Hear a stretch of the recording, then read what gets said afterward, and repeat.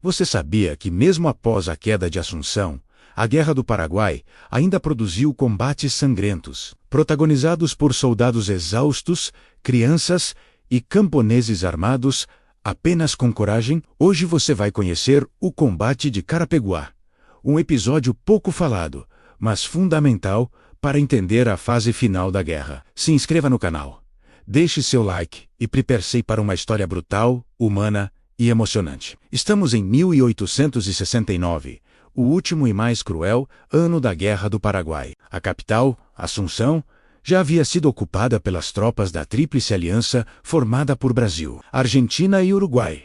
Mas a guerra estava longe de terminar. O presidente paraguaio Francisco Solano Lopes recusava-se a se render. Ele havia iniciado a chamada Campanha da Cordilheira, transformando vilas, montanhas e caminhos rurais em seus últimos redutos de resistência. Nesse cenário de desespero e teimosia, surge Carapeguá, uma pequena localidade estratégica no interior do Paraguai, que se tornaria palco de um dos confrontos mais simbólicos daquela fase final. Mas onde fica exatamente Carapeguá?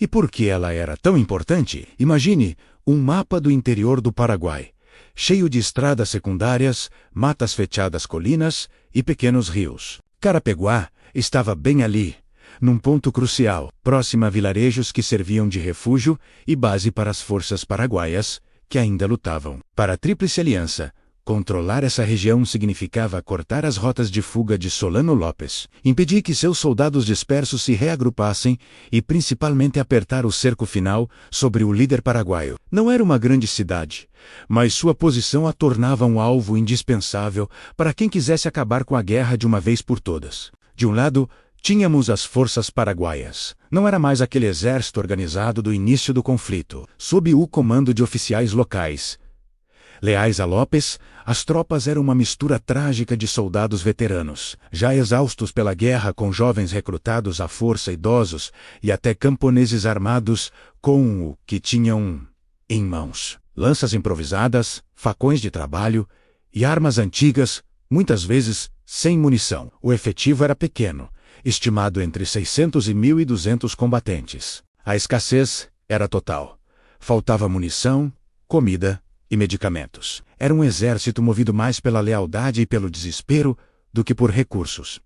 Do outro lado, as forças da Tríplice Aliança. A maior parte dos soldados era brasileira, com apoio logístico e de patrulhamento vindo dos argentinos. Eram tropas experientes, mas também cansadas por anos de campanha. O efetivo era superior, entre 2 a 3 mil homens, e a principal vantagem estava no armamento, com fuzis mais modernos e artilharia leve, algo que os paraguaios já não possuíam em quantidade ou qualidade. A balança do poder militar pendia claramente para o lado dos aliados. O combate começou em um amanhecer de 1869. As datas exatas variam um pouco dependendo da fonte histórica, mas o plano aliado era claro e direto: um ataque rápido para desorganizar a resistência paraguaia, capturar suprimentos e fazer prisioneiros, abrindo caminho para o avanço. Eles esperavam uma vitória fácil, mas os paraguaios, entrincheirados em sua própria terra, não pretendiam recuar sem lutar. Eles conheciam cada palmo daquele terreno,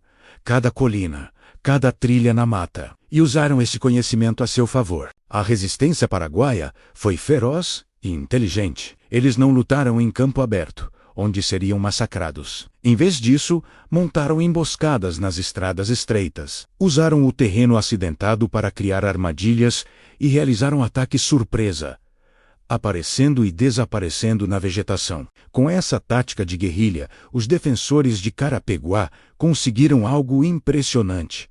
Eles retardaram o avanço das tropas aliadas, provocaram baixas significativas e criaram uma enorme confusão nas fileiras inimigas, que não esperavam uma oposição tão determinada. Relatos não oficiais, passados de geração em geração, falam até de mulheres que participaram ativamente da defesa, carregando pólvora para os soldados, escondendo os feridos e até enganando as patrulhas inimigas para levá-los a emboscadas. A batalha atingiu seu momento mais sangrento quando a artilharia da Tríplice Aliança finalmente entrou em ação. Os pequenos canhões começaram a bombardear a vila, e as casas de madeira e palha pegaram fogo rapidamente, transformando o local em um inferno de fumaça e chamas. Com a destruição das posições defensivas, o combate corpo a corpo se tornou inevitável. Os relatos e testemunhos posteriores pintam um quadro terrível.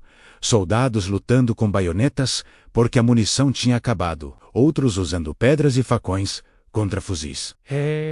Na cena mais triste de todas as crianças, que atuavam como mensageiras correndo entre as trincheiras, sendo atingidas pelo fogo cruzado. Foi um combate desesperado, onde a bravura se misturava com a carnificina. Além dos registros militares, a memória popular paraguaia guarda histórias que, mesmo sem comprovação documental, revelam o espírito daquele dia. Conta-se sobre um jovem combatente que, sozinho em uma trincheira, teria resistido até disparar seu último cartucho, sacrificando-se para dar tempo a seus companheiros. Outra lenda fala que o sino da igreja local foi tocado de forma desordenada para confundir o avanço inimigo, criando a ilusão de um ataque por outro lado. E há as histórias dos camponeses que, ao verem suas casas e famílias ameaçadas, preferiram morrer, lutando a se render ou abandonar suas terras. Verdadeiras ou não, essas narrativas mostram a dimensão do desespero e da resistência daquele povo. Após horas de combate intenso,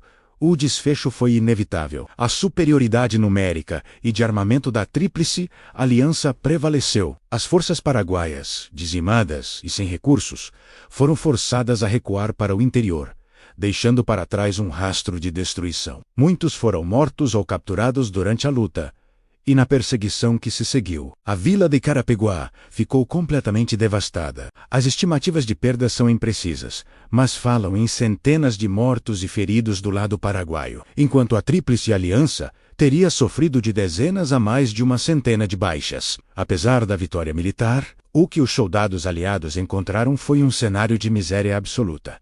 Uma vila em ruínas, poucos suprimentos e uma população civil arrasada. A conquista não trouxe glória, apenas a constatação da brutalidade da guerra. Então, qual o verdadeiro significado histórico do combate de Carapeguá? Ele não foi a maior ou a mais decisiva batalha da guerra, mas ele simboliza algo muito poderoso: o fim da guerra convencional e o início de uma fase de guerrilha.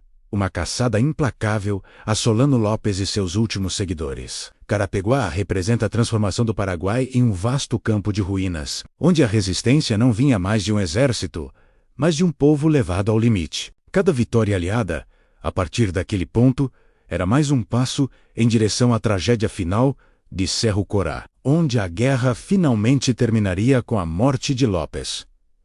Esse combate esquecido nos ajuda a entender a profundidade da resiliência e do sofrimento do povo paraguaio. Nos últimos momentos do conflito mais sangrento da América do Sul, o combate de Carapeguá mostra que, mesmo sem chances reais de vitória, houve quem escolhesse resistir até o fim. Se você valoriza histórias esquecidas da Guerra do Paraguai, deixe seu like, compartilhe este vídeo e se inscreva no canal.